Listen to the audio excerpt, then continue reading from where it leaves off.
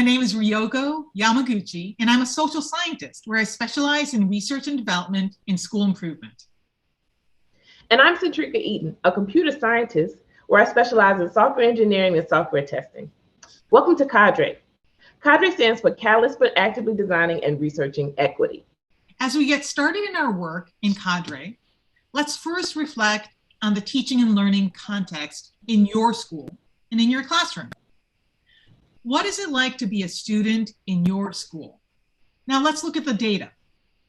Here, this is data about high school diploma outcomes in the 2021 cohort from Arlington Public Schools in Arlington, Virginia. Arlington has one of the highest per pupil expenditures in the DC metro area, higher than Fairfax in Virginia and Montgomery in Maryland. Now, even if Arlington high schools are highly rated in the nation and has the highest per pupil expenditure, we still see gaps in student outcomes. So looking at the graph here, the top bar is white students, where we see that 83% of white students graduated with an advanced studies diploma. So that's a college prep diploma. But only 50% of Black students and 46% of Hispanic students graduated college ready. For English learner students, that's the bottom bar, only 23% graduated college ready. Now let's look at the other end of the spectrum, which is dropping out of high school, and that's the red. 14% of English learners dropped out of high school last year. Now in Shane Saphir's new book called Street Data, she calls these student outcome data satellite data, where it's really helpful to see patterns in outcomes. And let's be real, we've seen these same outcomes and patterns for generation after generation, definitely since No Child Left Behind, and that was 2002, 20 years ago. But keep in mind, we also need map data to identify gaps in skills, like through formative assessment, and street data to identify the why in the experiences. And that's the most important question, is the why. Why do you think there are gaps in student outcomes? In Micah Pollack's book, School Talk, she shows how students are bombarded with messages from all of these grown-ups in the system, in and outside of school. Just one negative experience, let's say from a testing coordinator who asked for a student's handwriting to see if she cheated, that can make the student feel like she doesn't belong in the school and can make the learning environment really chilly. Our job as educators is not just to relay content. It's to design and build equity, all of us. And to do that, we want to think computationally. And really thinking computationally, which comes from computer science, is all about critical thinking and problem solving. And looking at this diagram here, we can kind of frame that process by having some input or resources available, details about the problem, which after going through some black box generates outcomes or solutions to the problem. Inside the black box is the code or the algorithm of the process for how to use the input to generate the outcome that we're expecting to have. So let's say, for instance, we're going to frame this in an everyday kind of way because we actually use this computational thinking all the time. Let's say that we need milk. You know, we go to the refrigerator and there's no milk in the house. Well, so the input is that you don't have any milk. The expected outcome is that you have fresh milk in the house. So what's the process that we need to do that? Well, let's say, for instance, you send your partner or your roommate to the store. That's going to be a part of your process or your algorithm. And they go to the store and they come back with orange juice, right? So in that case, the expected outcome doesn't really align with what we ended up with in the end. And then we'll know, hey, something happened. We need to go back and look at that algorithm to make sure that we have the right processes. And so when we don't have, when our outputs don't align with what we expected to have, we need to look inside the black box and basically test the code and debug it to actually make sure that what we want to get is what we actually get. And if there's some disconnect between the outputs that we have and the output that we wanted, we know we need to go back in that black box and adjust the code. And that's really the gist of what we're doing here at CADRE, where we're going to think computationally to support students inside the black box, where we're going to debug that code in the black box together. But first, the CADRE framework starts with the outputs. Equity first starts with the grown-ups in the system, with creating effective schools and classroom practices. In CADRE, we're going to focus on these outputs.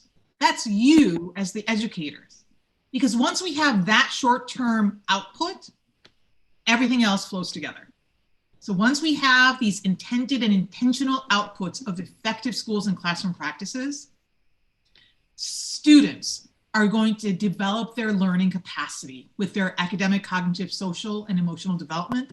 That we know leads to access and opportunity and performance in assessments.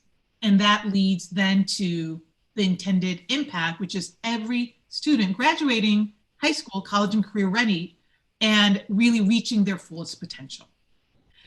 So the output for CADRE is going to be you, the educators. Next, we're going to go to the input side. The input is also you, where we're going to focus on identifying your circle of influence and bringing an equity mindset. So it's about you and then your students building a trusting relationship. And it's about you and your colleagues, because equity is such an important goal. No one can do it alone. Then we work inside the black box, where you as the educators are the active designers of equity, actively removing barriers that students face, and then coding and testing structural, instructional, and curricular supports that work. That leads to effective schools and classroom practices. Now, the design and the code that you're going to create in the black box comes with an equity mindset. So I guarantee all of your schools and districts, they're going to say they already provide structural supports, instructional supports, and curricular supports. That's where a lot of the per pupil expenditure goes to, right? But with an equity mindset, first I'm calling it an equity mindset, not an equity lens, because an equity lens, you've got a choice of taking it off or putting it back on based on your privilege. An equity mindset infuses everything we think, feel, and do. Without the equity mindset, the current structural supports, it's just red. But once you bring in an equity mindset, that should turn purple, because an equity mindset is making sure every single student, the structural supports works for them. And if it doesn't, we're going to recode it and debug it. So instructional supports and curricular supports are the same thing. We're going to infuse this equity mindset and then debug the code if it's not working for students. To do that, we're bringing in equity cycles. So that's where we dig out barriers and plant supports. So first, notice that in the circular graphic, an equity cycle starts with a singular core goal. That's in the middle. Supporting students' academic, cognitive, social, and emotional development. We already know from satellite data that not all students are actually being supported. So we need street data to understand why and identify your problem of practice. We need to recognize that a barrier based on student empathy interviews and then center that student voice. And then for you to say, okay, so then what do I need to do? What do I need to see in myself? Then we go through the cycle. First, what do I need to see? What's the output of myself? Then we go through the cycle of what resources do I need? And then the purple box is what's my code, right? So what am I going to do? Then the teal box where you're going to implement it, here's the biggest thing. You've got to collect data. So when you're testing anything, whether it's Centrica testing software or you testing your code, you need to collect data. So when you implement your code, you're going to collect the data. How did it go for you? How did it go for the students? And then analyzing that data. So what happened? That's the final step with adaptation. Now, the thing with educators, we adapt on the fly. you've got to collect that information too. What did you change in your code on the fly to see if that worked? So in the end, we're looking at a code, the intended outcome, and seeing with data, did it work? Because if it didn't, we want to go back and recode it, debug it. So really, it's an iterative process of debugging code and making sure that, in our case, the inputs and the outputs are aligning. That's the computational thinking that we'll be doing together. And that computational thinking has a central goal of equity.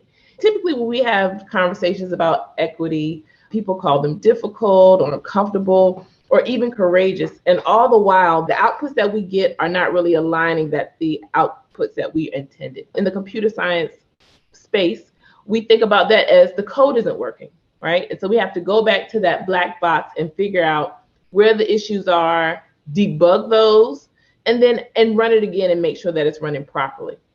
That's the work we're going to do together with CADRE.